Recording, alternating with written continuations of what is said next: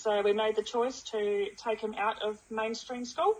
I had a plan in my head of how that was going to look, what that was going to look like, how I was going to approach that, and that went out the window very fast.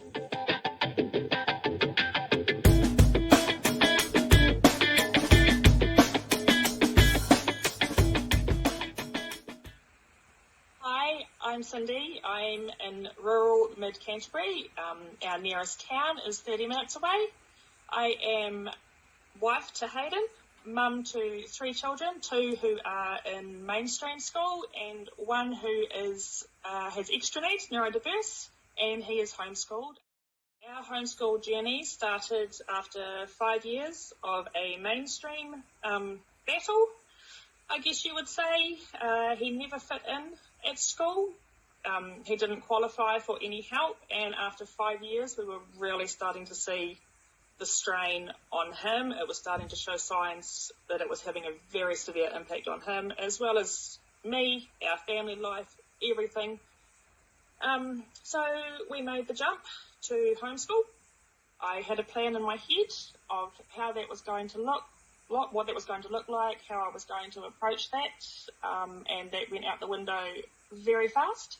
Deschooling was extremely important.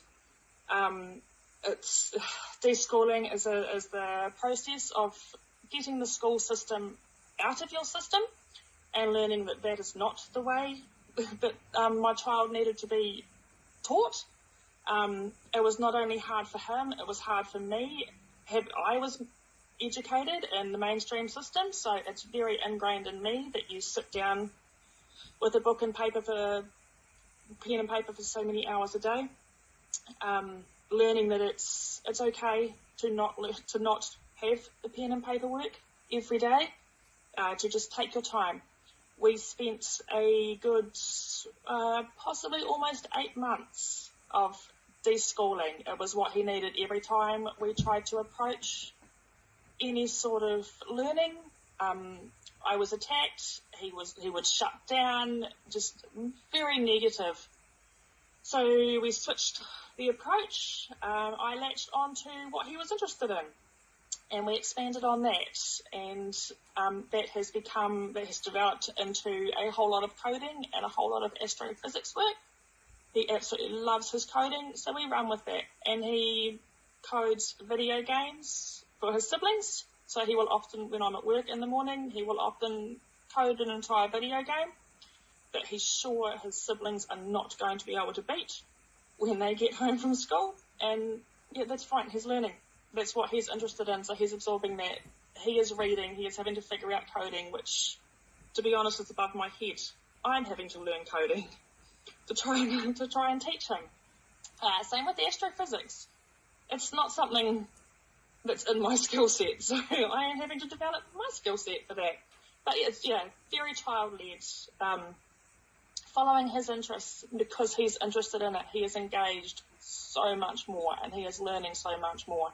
And we wrap everything around that. I want him to do some writing. If I feel like he hasn't done writing for a long time, he will write about some sort of astrophysics thing, and I will just make it work, make it fit around that. So while I am still directing his learning, he is saying what we are learning about. It's taken us a while to find our balance of work and schoolwork. I work 3 mornings a week.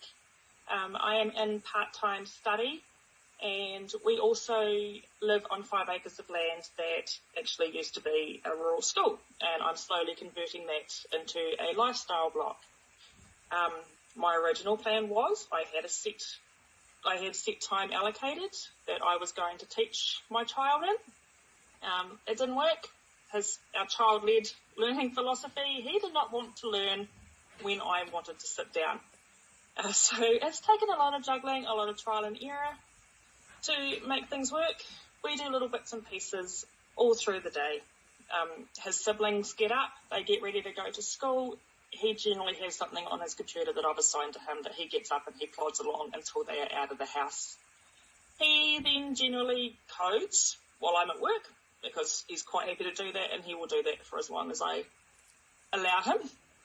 He sit and code all day if I will let him. I'm busy for most of the day. I work until lunchtime. I get my study in because the house is nice and quiet. We generally do a little bit of book work before his siblings get home.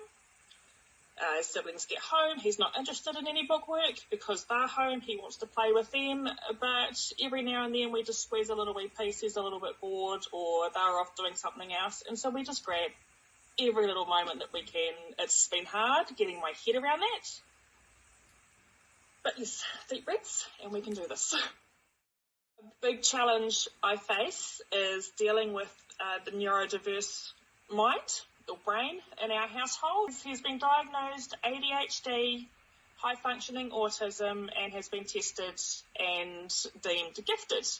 On top of that, he has strong sensory traits, so that has to be factored into our daily life constantly. It makes socialising very important in our house. We try and get out and about as much as we can. I have to focus that on his interests, or he is not going to engage and the day is not going to work.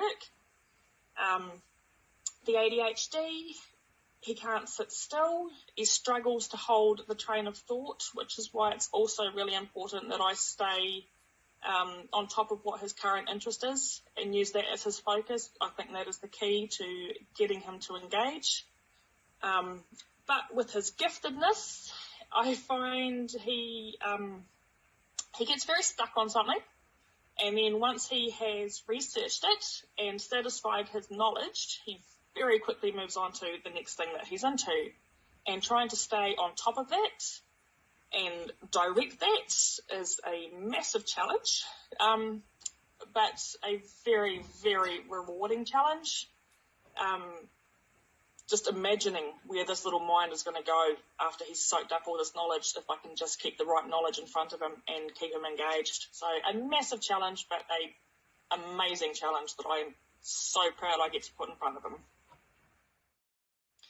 The biggest accomplishment I have had is finally feeling like we have settled.